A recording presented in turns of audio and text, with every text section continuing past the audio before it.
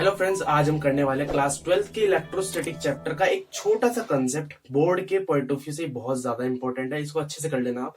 क्या है वो कॉन्सेप्ट? आपके पास ना एक सर्कुलर रिंग होगी, उस पर एक यूनिफॉर्मली चार्ज डिस्ट्रीब्यूट हमें ही करना होगा, और फिर उस यूनिफॉर्मली चार्ज जो हमने डिस्ट्रीब्यूट किया उसकी वजह से रिंग के सेंटर से हमें एक एक्सिस ड्रॉ करनी है। उस पर एक पी पॉइंट होगा, वहां पर हमें इलेक्ट्रिक फील्ड इंटेंसिटी बतानी है उस डिस्ट्रीब्यूटेड चार्ज की वजह से। ये आपका डेरिवेशन बहुत ज्यादा इंपॉर्टेंट है। डायरेक्ट डेरिवेशन आ जाता है 3 से 4 मार्क्स का, या फिर इस पे क्वेश्चन भी आ जाता है। ठीक है, इसको अच्छे से करना। अगर आपके वेक्टर का कॉन्सेप्ट क्लियर नहीं है तो पूरी की पूरी प्लेलिस्ट मैंने अपलोड की हुई है। क्लास 12th में वेक्टर का काफी यूज होगा, छोटी छोटी चीजें आपको यूज बार बार होगी। अगर आपको नहीं आता होगा वेक्टर तो बार बार डिफिकल्टी फेस करने को मिलेगी। ठीक है, तो चलिए स्टार्ट करते हैं विदाउट वेस्टिंग मोर टाइम।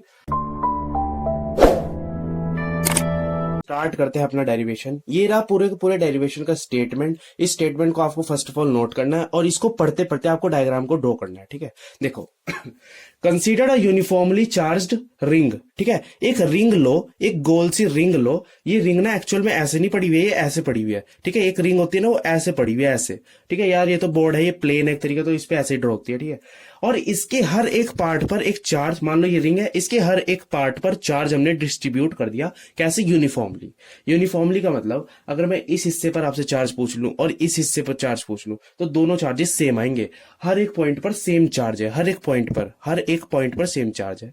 इस रिंग का जो रेडियस है वो कैसा है? आर। ठीक है, अब इस रिंग के सेंटर से एक एक्सिस निकालो, इस रिंग के सेंटर से एक एक्सिस निकालो और इस एक्सिस पे एक पॉइंट ले लो पी, एक पॉइंट ले लो पी। अब इस पी पॉइंट पर इस रिंग की वजह से इलेक्ट्रिक फील्ड इंटेंसिटी आपको बतानी है। अब हमें किसी भी पॉइंट पर अगर इलेक्ट्रिक फील्ड इंटेंसिटी बतानी होती थी किसी भी चार्ज की, तो हम क्या करते थे? हम छोटा सा एक रिकैप लेते हैं इलेक्ट्रिक फील्ड इंटेंसिटी का। इलेक्ट्रिक फील्ड इंटेंसिटी निकालने के लिए फॉर एग्जांपल मुझे इस क्यू चार्ज की, एक पॉइंट चार्ज की इलेक्ट्रिक फील्ड इंटेंसिटी बतानी है। मैं हमेशा क्या करता था, एक टेस्ट चार्ज लाता था, छोटा सा चार्ज, और इससे इसकी इलेक्ट्रिक फील्ड को पता लगा लेता था। ठीक है, कैसे लगाता था? इलेक्ट्रिक फील्ड इंटेंसिटी का फॉर्मूला होता था फोर्स अपॉन क्यू नॉट। ये क्यू नॉट क्या है? टेस्ट चार्ज, क्योंकि ये टेस्ट करने के लिए आता है इसकी इलेक्ट्रिक फील्ड इंटेंसिटी को। अच्छा, इन दोनों का फोर्स मैं निकाल सकता हूं। जब दो चार्जेस के बीच में फोर्स लगती है तो उस फोर्स को हम निकालने के लिए यूज करते थे कूलम्स लॉ का। ठीक है, कूलम्स लॉ ने हमें क्या बताया था कि product of two charges upon radius का स्क्वायर इक्वल होता था इलेक्ट्रोस्टैटिक फोर्स के, जो फोर्स इनके बीच में लग रही थी। अब अपॉन में क्या है? Q not. क्यू नॉट इसके पास जाएगा तो क्या हो जाएगा? मैं इसको रब कर रहा हूं, ये हो जाएगा q naught r square. Q naught से क्यू नॉट कट जाएगा, क्यू टू क्या है? क्यू नॉट ही तो है। यहां पर एक चार्ज है, एक चार्ज है, तो क्यू वन और क्यू नॉट, क्यू नॉट से क्यू नॉट कट गया। तो आपका इलेक्ट्रिक फील्ड इंटेंसिटी किसके इक्वल आ गई? इसके इक्वल आ गई ना। तो एट द एंड आपको इलेक्ट्रिक फील्ड इंटेंसिटी का फॉर्मूला पता चल गया। ठीक है, इतना अगर आपको पता चल गया तो बहुत अच्छी बात है। अब इस स्टेटमेंट पे लास्ट में देखो क्या है लिखा है, let a q charge is distributed on a circular ring. ये जो रिंग आपके पास है इस पर क्यू चार्ज डिस्ट्रीब्यूट किया है। अगर मैं इस चार्ज का टोटल कर दूं तो क्या होगा? क्यू। तो मैं यहां पर एक कोने में लिख देता हूं कि टोटल चार्ज कितना है। देखो, टोटल चार्ज है हमारा क्यू। ठीक है, क्यू हमारा टोटल चार्ज है। ये सब आपको समझ में आ गया था? मैं इसको रब कर देता हूं। अब हमने अभी तक इलेक्ट्रिक फील्ड इंटेंसिटी निकालना सीखा था एक पॉइंट चार्ज का, पर यहां पर तो इतने सारे पॉइंट्स हैं, इतने सारे पॉइंट चार्जेस हैं। तो हम क्या करेंगे? हम एक काम करते हैं, हम एक सिंगल चार्ज लेते हैं, सिंगल चार्ज, एक छोटा सा चार्ज यहां से लेते हैं। ये रहा, ये क्या होगा? D Q. भाई पूरा चार्ज क्या हुआ है तो ये कितना हो जाएगा? डी क्यू, छोटा सा चार्ज। ठीक है, चलिए, तो ये डी क्यू है। अब डी क्यू है तो इसके लिए क्या क्या चीजें कांस्टेंट होंगी? अगर चलो ये चीज मैं बाद में बताऊंगा। एक चीज देखो, ये डी क्यू मैंने छोटा सा चार्ज लिया, इसकी इलेक्ट्रिक फील्ड इंटेंसिटी कुछ इस तरीके से इस पी पॉइंट पर लगेगी। अरे अगर हम पी पॉइंट पे इलेक्ट्रिक फील्ड इंटेंसिटी लगा रहे हैं तो यहाँ पर कुछ चार्ज पड़ा होगा ना, क्यू नॉट, वो टेस्ट चार्ज जो हम रखते थे। ठीक है, तो टेस्ट चार्ज हमने रखा तो ये इस पर लगाएगा इधर की तरफ फोर्स। ठीक है, ये इधर की तरफ फोर्स लगाएगा। तो मैं इसको ड्रॉ करता हूं इस तरीके से, इस पर फोर्स लगा रहा। ठीक है, लगा रहा है ये इस तरीके से इस पर फोर्स। अब अगर मैं इस फोर्स के दो कंपोनेंट तोड़ दूं, इस इलेक्ट्रिक फील्ड इंटेंसिटी के दो कंपोनेंट तोड़ दूं, किस तरीके से टूटेंगे वो? देखो, ये आपकी एक्सिस थी, सर्कुलर रिंग की एक्सिस। ये आपकी फोर्स की डायरेक्शन थी, इलेक्ट्रिक फील्ड इंटेंसिटी की डायरेक्शन थी। ये इससे एंगल बना रहा था थीटा। ठीक है, चलिए ये क्या आपकी डायरेक्शन थी। अगर ये डी क्या हुआ है तो इलेक्ट्रिक फील्ड इंटेंसिटी भी छोटी सी होगी। अगर छोटा सा चार्ज है तो छोटी सी इलेक्ट्रिक फील्ड इंटेंसिटी होगी। तो इसको भी क्या लिखेंगे हम, डीई। ठीक, और ये कैसी है, वेक्टर क्वांटिटी, तो ऊपर ऐसे लगा दो। ठीक है, अच्छा अगर ये एंगल थीटा है तो एंगल कहां बनेगा, यहां बनेगा, कहां बनेगा, वर्टिकली अपोजिट एंगल। ये प्रॉपर्टी आपको याद हो तो एंगल आपका यहां पर बनेगा, क्लास 9th में पढ़ी थी हमने। अब इसके साथ एंगल बनता है, वहां डीई का कौन सा कंपोनेंट टूटता है, डीई कॉस थीटा। आधे बच्चे यहां डूब जाएंगे जिनको वेक्टर नहीं आता, आता है तो बहुत अच्छी बात है, उन्हें पता भी चल गया होगा। और यहां टूटेगा आपका डीई साइन थीटा। ठीक है, एक स्टेप तो आपका ये हो गया। अब आपको एक बड़ी प्यारी सी चीज समझनी है, अगर वो चीज समझ में आ गई तो आपका खेल खत्म। खेल खत्म इन द सेंस कि आपको सारा का सारा आप कर लोगे। ठीक है, चलिए ठीक है। अब हम पहले फाइंड कर लेते हैं कि इस छोटे से चार्ज की वजह से ये छोटी सी इलेक्ट्रिक फील्ड इंटेंसिटी थी कितनी। ठीक है, थी कितनी। हमें इलेक्ट्रिक फील्ड इंटेंसिटी का फॉर्मूला पता था, जो कि था electric field intensity equals to force upon, force क्या डायरेक्ट हमने निकाला तो वही लिख देता हूं, के क्यू अपॉन डिस्टेंस का स्क्वायर। ये हमने पढ़ा था। अब यहां पर हमें क्या है, छोटी सी इलेक्ट्रिक फील्ड इंटेंसिटी है, किसके लिए, छोटे से चार्ज के लिए। ठीक है, डिस्टेंस तो नहीं है। अब इस डिस्टेंस को मैं क्या कह देता हूं, आर, इसको मैं कह देता हूं एक्स। इस बातों का भी जरा ध्यान रख लेना। ठीक है, तो डीई की वैल्यू हमें पता चल गई। अब जरा एक बहुत ही अच्छी सी बात देखो, इस डीक्यू की वजह से डीई इलेक्ट्रिक फील्ड इंटेंसिटी है। अब अगर मैं dq dq dq dq dq dq dq dq इन सब इलेक्ट्रिक फील्ड इंटेंसिटी को छोटी छोटी सबका फाइंड कर लूं और उसे प्लस कर दूं, मतलब एक तरीके से इतने से का निकालूं और उसे इंटीग्रेट कर दूं, तो मेरे पास पूरी रिंग की इलेक्ट्रिक फील्ड इंटेंसिटी आ जाएगी। आ जाएगी, हमने सीखा हुआ है मैथ्स में। अगर आपकी मैथ्स अच्छी है तो आपको बहुत अच्छे से आ जाएगा। ठीक है, चलिए इतने से चार्ज के लिए इतनी सी, तो इन सब की भी तो कुछ इलेक्ट्रिक फील्ड इंटेंसिटी होगी। अगर मैं ये चार्ज जिस तरह हमने यहां पर लिया, अगर मैं यहां पर लेता तो क्या होता, लेके देखते हैं एक बारी। अगर मैं यहां पर लेता डी क्यू, तो वो इस पर इधर की तरफ फोर्स लगाता, इधर की तरफ, और उसका कंपोनेंट कैसे टूटते उस फोर्स के, ये इधर जा रहा है तो इधर क्या होता, डी कॉस थीटा, क्योंकि एंगल इधर की तरफ बनता, और इधर क्या होता, डी साइन थीटा। अच्छा, डी साइन थीटा ऐसे होगा और डी साइन थीटा नीचे भी, तो दोनों आपस में क्या हो जाएंगे, कैंसिल आउट। पर इधर जो डी कॉस थीटा होगा वो क्या हो जाएंगे, दोनों प्लस। ठीक है, ये वाले दोनों प्लस, ये वाले दोनों कैंसिल।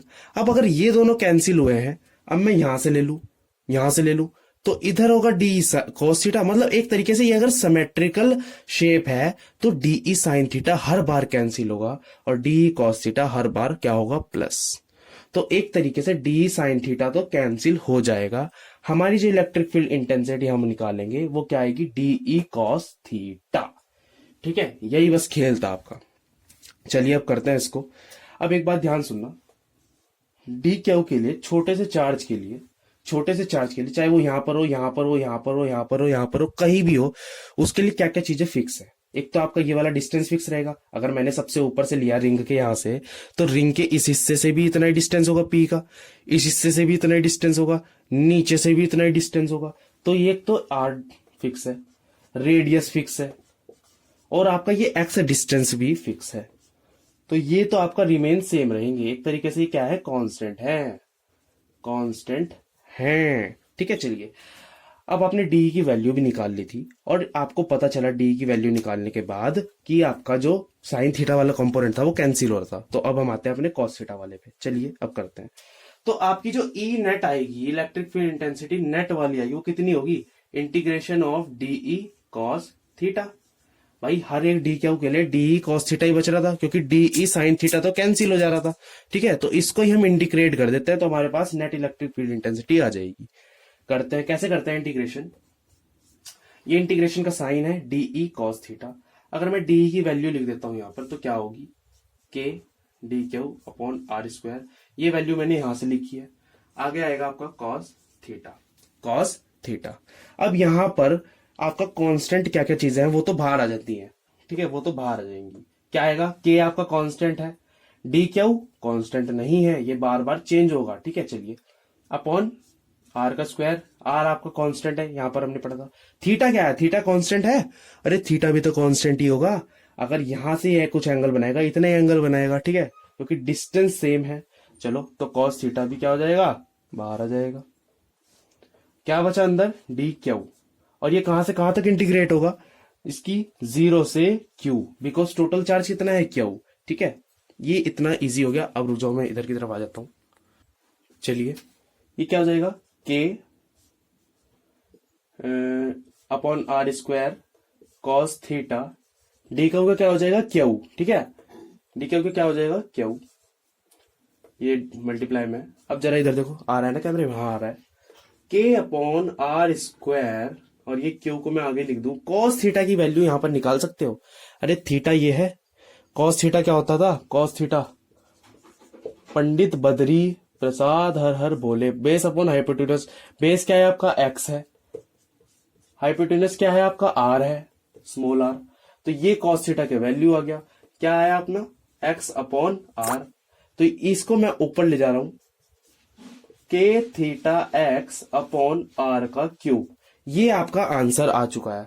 पर कई बुक्स में आपको ऐसा नहीं मिलेगा। ये किस फॉर्म में मिलता है आपको ना, ये जो आर क्यूब है इसकी भी वैल्यू फाइंड करके बता देते हैं। अरे ये एक राइट एंगल ट्रायंगल है, इसका हाइपोटेनस आप निकाल सकते हो। क्या होगा हाइपोटेनस, आर का स्क्वायर प्लस एक्स का स्क्वायर होगा, क्योंकि ये परपेंडिकुलर का स्क्वायर अपॉन बेस का स्क्वायर इक्वल हो जाएगा हाइपोटेनस के। ठीक है, तो यही वैल्यू यहां पर रख दो और उसको क्या कर दो, क्यूब। मैं यहां पर लिख देता हूं, कैसे लिखते हो देखो, के Q x, sorry capital x, capital R आएगा, कैपिटल आर प्लस एक्स का स्क्वायर इंटू होल क्यूब, या ऐसे इस फॉर्म में भी आपको मिल जाता है। ठीक है, चलिए, तो ये था आपका पूरा का पूरा डेरिवेशन। एक बार रिपीट कर देता हूं, देखो फटाफट से करता हूं। ये आपका सर्कुलर रिंग थी, इस पे क्यू चार्ज डिस्ट्रीब्यूट था। हमने पी पॉइंट पर आपसे इलेक्ट्रिक फील्ड इंटेंसिटी पूछ ली। हमने कहा हम पूरे का तो बताना हमने अब तक सीखा नहीं, हम छोटे छोटे चार्जेस का बताना पर हमें आता है। तो हम एक छोटा सा चार्ज तोड़ लेते हैं और उसकी अगर हम इलेक्ट्रिक फील्ड इंटेंसिटी निकाल दें और उसे इंटीग्रेट कर दें, तो हमारे पास पूरी के पूरे रिंग की इलेक्ट्रिक फील्ड इंटेंसिटी आ जाएगी। तो हमने वही करा, इस छोटे चार्ज की वजह से इस पर छोटी सी इलेक्ट्रिक फील्ड इंटेंसिटी इस डायरेक्शन में, हमने उसके दोनों कंपोनेंट तोड़ लिए, D sine theta D cos theta. फिर हमने पढ़ा कि डी साइन थीटा तो आपका कैंसिल आउट हो जाएगा। ठीक है, कैंसिल आउट होने के बाद हमारे पास खाली क्या बता, डी ई कॉस थीटा। अब ये कैंसिल क्यों हो रहा है, बिकॉज ये सिमेट्रिकल शेप है। ठीक है, इधर से भी एक कंपोनेंट आएगा, इधर से भी आएगा, तो ये वाले तो हर बार प्लस हो रहे हैं, ये वाले हर बार माइनस हो रहे हैं। ये कितना एंगल बना था, थीटा एंगल बना रहा था। अच्छा, चलिए, हमने क्या करा, इलेक्ट्रिक फील्ड इंटेंसिटी की वैल्यू निकाल ली छोटे से की। फिर हमने डीई कॉस थीटा को इंटीग्रेट कर दिया। ठीक है, हमने पढ़ा था डी क्यू के लिए आर आर आर ये सब सेम होगा। ठीक है, डी कॉस थीटा का इंटीग्रेशन कैसे होगा वो आपने ये सब पढ़ लिया। इसकी इंटीग्रेशन कहां से कहां तक होगा, क्यू चार्ज का 0 से होगा क्यू तक, बिकॉज टोटल चार्ज आपका क्यू है। कॉस थीटा की हमने वैल्यू कहां से निकाली, ये यहां से। इस ट्रायंगल के लिए कॉस थीटा क्या होता है, बेस अपॉन हाइपोटेनस, बेस क्या है एक्स, ये आर। हमने वैल्यू निकाल दी, वैल्यू अपने पुट कर दी और हमारे पास ये आंसर आ गया। ये आंसर ऐसे भी आपको मिल जाएगा और इस तरीके से भी मिल जाएगा। तो ये था आपका डेरिवेशन।